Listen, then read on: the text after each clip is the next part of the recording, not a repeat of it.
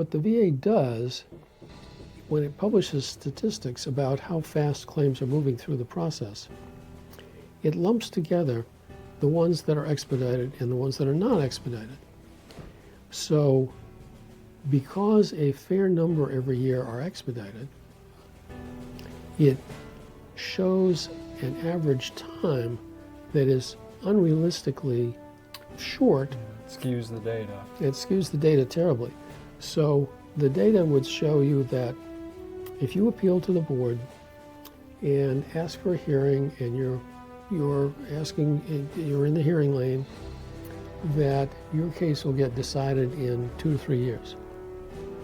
In reality, if you do not have an expedited case, it is extremely unlikely that your case will be decided in less than 4 years, because all of these expedited cases are getting pushed ahead of you.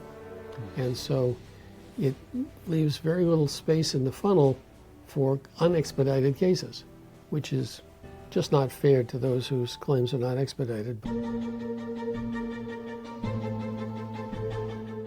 Welcome to the Victory Over VA podcast, a podcast about empowering veterans to overcome denied disability claims. Each week, we deliver critical insights to help you understand the disability process, veterans' benefits, and how to take control of your legal rights. Now here's your host, Attorney Francis Jackson.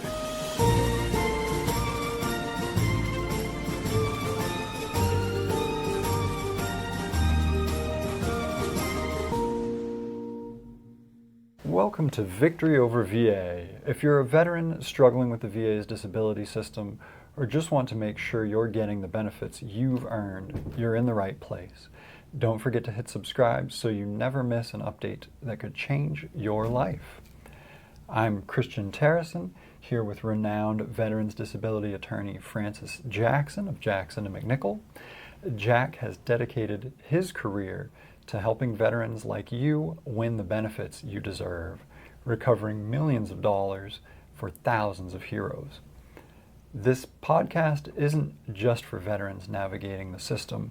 It's for their families, their friends, and anyone else who wants to stand shoulder to shoulder with those who served.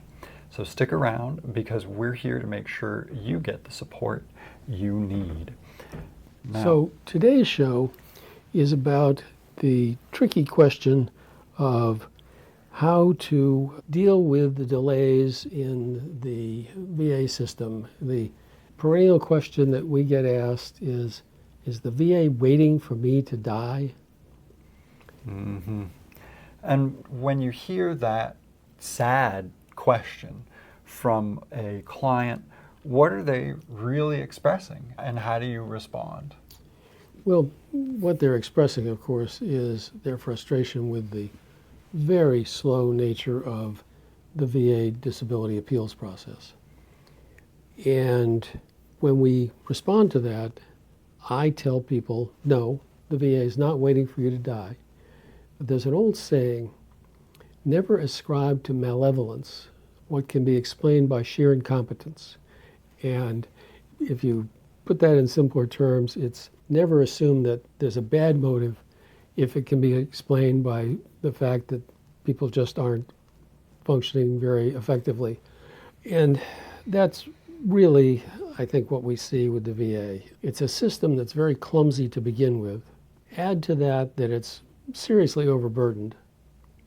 And then add to that the administration just cut 80,000 jobs across the VA.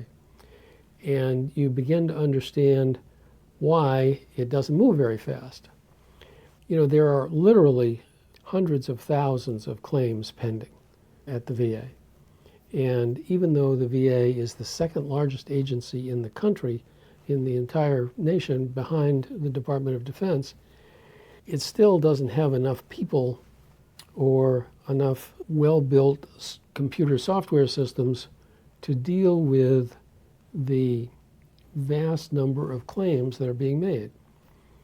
And one of the things that's important to understand about the VA is that the VA has only recently graduated from paper to computers. Now, that will come as a shock to most people, but In the time I've been practicing, when I started practicing VA law at the court level in the 1990s, and even after we started doing a lot of work in the administrative level, really starting in the 2000s and especially since 2010 and since, we would get files from the VA, not on a computer disk, but they would ship us a stack of paper. They had taken the file, they'd run it through the photocopier, they'd put it in a box, they sent it to us. Sometimes they sent us multiple boxes. We had one file that arrived in 3 banker's boxes like this.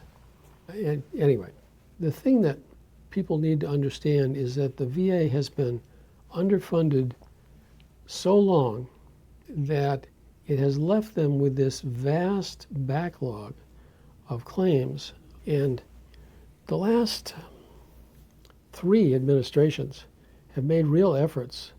Obama, I'm not so much Trump one, but some, and then heavily under Biden, really pushed to reduce the claims backlog, to get these claims decided.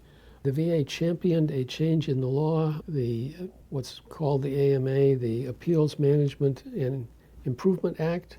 The VA leaves out the I for improvement, but that's just a little cynicism on my part. Anyway, the efforts have been made to improve the process, but the reality is that there are so many veterans who are eligible for benefits and so many claims that are pending, and the VA has such a clumsy system for dealing with them that it just goes on into the night. And the result is that if you're not granted right away on a claim and you have to appeal, you are probably going to wait 3 or 4 years for a decision on the appeal, and then you risk having the board just remand the case for further development and wait while the regional office completes the further development, hopefully grants the case, but if not, they deny it, then you've got to wait again for the board to get back to it. And the one truly terrible thing that they did in the AMA is they said you can't combine the claims. It used to be that if you went to the Board of Veterans' Appeals and the board judge saw that there were 3 different appeals pending, he or she could, and often would, consolidate them all, take evidence on them, and when you got your decision, they'd decide them all. Now the VA has set it up in the AMA so that that can't happen. The judge cannot consolidate the cases, and so what that means is every claim that's submitted has to be handled separately on appeal. Now, I want to make sure I say this carefully. If a group of claims is submitted together, they can continue to be treated together. But for every separate claim submission, whether it's one claim or a dozen, that one or group has to proceed separately from any others that you have pending. And if you get to the board and there are 4 claims, they have to have 4 hearings. They can't have 1 hearing. Some of the smart judges have figured out that the way to deal with that is you just have 4 hearings in a row, boom, boom, boom, boom, boom, and that's a little more efficient. But they still have to write 4 separate opinions. It's not a well thought out system for efficiently moving claims, or more accurately, for efficiently moving veterans through the system. It moves claims through the system, but it doesn't move veterans through the system well. Are there specific groups of veterans that are particularly vulnerable to being, for lack of a better term, delayed to death? Vietnam veterans, Gulf War veterans? Well, I don't think you can characterize it that way. But let me see if I can make this sensible. What the board does on appeals is they expedite only those claims for people who are 75 or over. That's the automatic expedite. There are some other times it's possible to get claims expedited. If you file bankruptcy, you may be able to get expedited. If you're homeless, you may be able to get expedited. If you have a fatal illness, you can get expedited. But it is older veterans who are at the greatest risk of dying before they get a decision, the Court of Appeals for Veterans Claims has the unique statistic of having the most appellants die before their claims are resolved of any court in the country. And it's because they have a lot of old, ill veterans who are applying for benefits and have been waiting for years to get through the administrative process and get as far as the court. And so there are a lot of old, sick people, and they die. It's like Social Security. There are lots of seriously ill, disabled folks getting Social Security disability, and a bunch of them die before they get their claims resolved. But it's primarily the oldest and also the most seriously ill. You mentioned Gulf War veterans as a group. Some of those folks are seriously ill, but I don't think you can pick out any group by conflict unless it also is by age. So World War II folks, Korean War vets, those folks are old enough as a group that a lot of them are going to die if they file a claim and it doesn't get granted immediately. They won't survive during the appeal time. That's just how it works. Well, and you mentioned that, under certain circumstances, veterans can have their claims expedited. Yeah. But how much faster really is expediting? And would you say that the system for expediting is working? Well, I would not say that the system for expediting is working. It's clumsy at best. It depends on the veteran making a showing that he or she is entitled to expediting. We have a software system that automatically tracks whether any of our folks who have appeals pending hit the magic age of 75, and we automatically expedite if that happens. But, we wouldn't necessarily know until the veteran tells us that he or she has filed bankruptcy, and so then we can turn around and file to have that claim expedited. We wouldn't necessarily know that he or she is homeless as long as they still answer their telephone and they have a place that we can send their mail. But if they tell us that, again, we can ask to have the claim expedited. So the system's clumsy for getting it expedited. But in terms of how it works, it does two things. For those who are eligible to have their claims expedited, it helps a lot. It reduces the time on appeal by at least half, probably more, but at least half. It's hard to get really solid statistics, but it's at least half. The reason that it's hard to get really solid statistics is that what the VA does when it publishes statistics about how fast claims are moving through the process, it lumps together the ones that are expedited and the ones that are not expedited. So because a fair number every year are expedited, it shows an average time that is unrealistically short. It skews the data. It skews the data terribly. So the data would show you that if you appeal to the board and ask for a hearing and you're in the hearing lane, that your case will get decided in 2 to 3 years. In reality, if you do not have an expedited case, it is extremely unlikely that your case will be decided in less than 4 years, because all of these expedited cases are getting pushed ahead of you. And so it leaves very little space in the funnel for unexpedited cases, which is just not fair to those whose claims are not expedited. But, the reasons for expediting are compelling, and certainly I would not want to see those go away. But it's very hard on people who aren't eligible to have their claims expedited, because it means that their claims just drag and drag and drag and drag and drag for months and years. So something like 75 or older is very clear cut and easy, but when it comes to expediting for instance, a terminal illness, what would a veteran have to do in that situation? You've got to get a letter from a doctor saying, the veteran suffers from this condition and is terminally ill, and explaining why. And does it matter if that condition is service-connected or not? No, it's my understanding. I can't say that there's anything definitive I've ever found anywhere that says this, but it's my understanding that if the condition is terminal, the VA will expedite regardless of whether the condition is also a service-connected condition. Okay. And what happens under the law if a veteran does die during the pendency of their claim? Well, it varies a lot. If the veteran dies and has a surviving spouse, then the spouse can be substituted on the claim, can step in and complete whatever claims the veteran had pending. They can't file any new claims, but the claims that were pending can be pursued.